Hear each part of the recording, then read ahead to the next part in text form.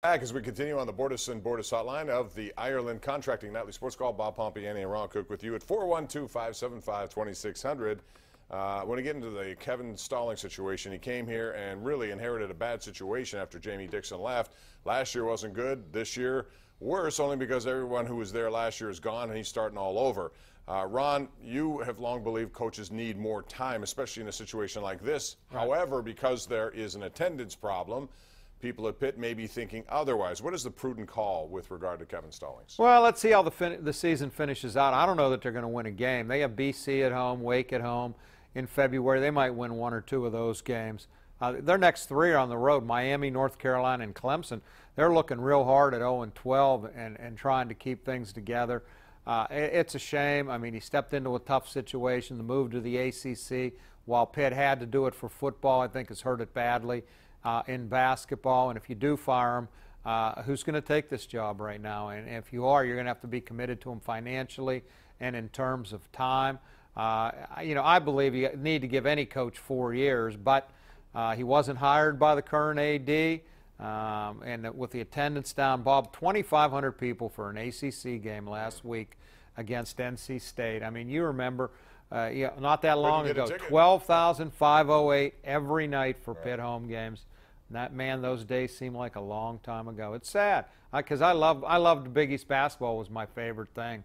I haven't been to a game in 2 years. I'm not interested.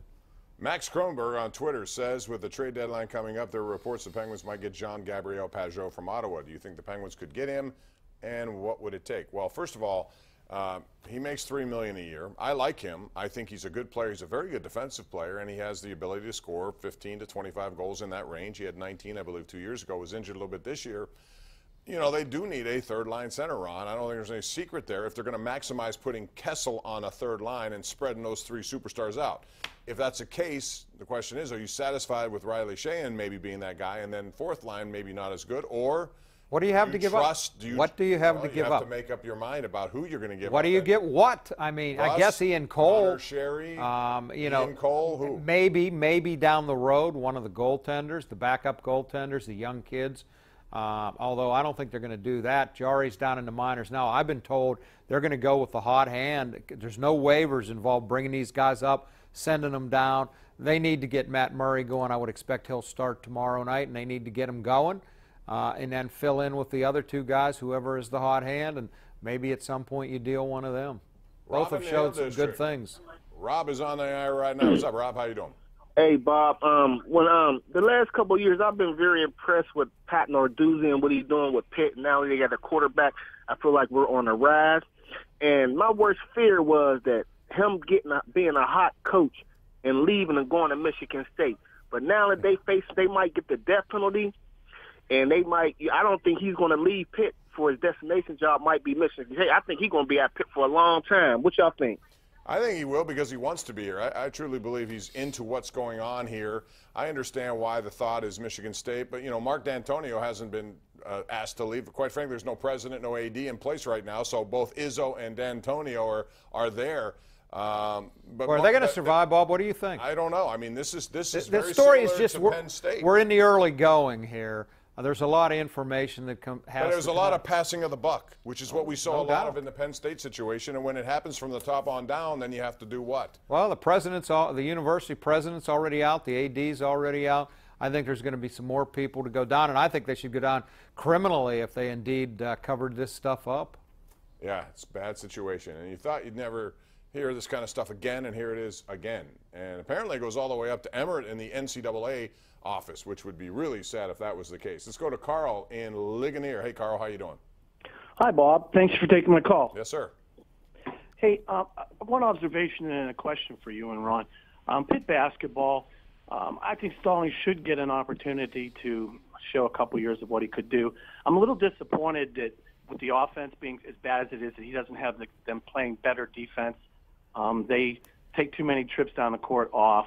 My question to you two is, do you think Stallings, have any inside information that he facilitated clearing the roster the way he did, or do you think it was more the kids wanting to not play for him? I would guess combination of both, probably. Probably some guys he was glad didn't come back, and some guys that probably wanted to get away from him.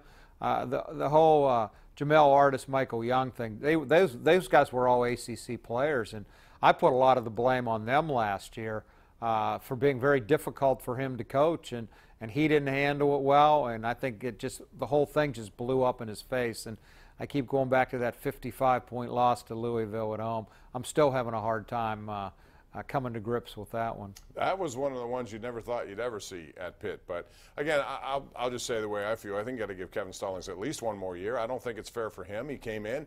It wasn't his fault they changed athletic directors, and he was hired. He has 4 years left on a contract. The one thing you could look at is all these freshmen playing. Next year he brings in more people. If they take steps forward, I mean, you try to build a foundation. Are these the kinds of people that you'll find in Kentucky? One and done? No. But will they learn a lot this year, Ron? Yes, they're going to be in there. It's baptism by fire, basically, for these young guys. Yeah, I mean, and a couple of these guys have shown some signs, but they do what young guys do down the stretch. You know, the other team's just a little more prepared to close out a game and win it than they have, although I thought that Syracuse game Saturday was awful. I mean, I hated to see either one of those teams win because they were so bad. I don't think Syracuse is good at all. These next three are going to be so tough, though, Miami, Carolina, and Clemson on the road. Which is why, instead of watching that game, you could have watched the Celtics and the Golden State Warriors. And you want to talk about athleticism on display in the NBA. What a game that was. What did you think of the Blake Griffin trade, Bob? I like the Blake Griffin trade if you are Detroit. What did you think and what they got in return? I'm just stunned. I mean, stunned they moved him. No, I'm not. He signed a $173 million contract. Making your kind of money. Yeah, we're going to take a break. We have Bob, we have Marilyn, Al, and Sean all coming up next right here on Pittsburgh CW.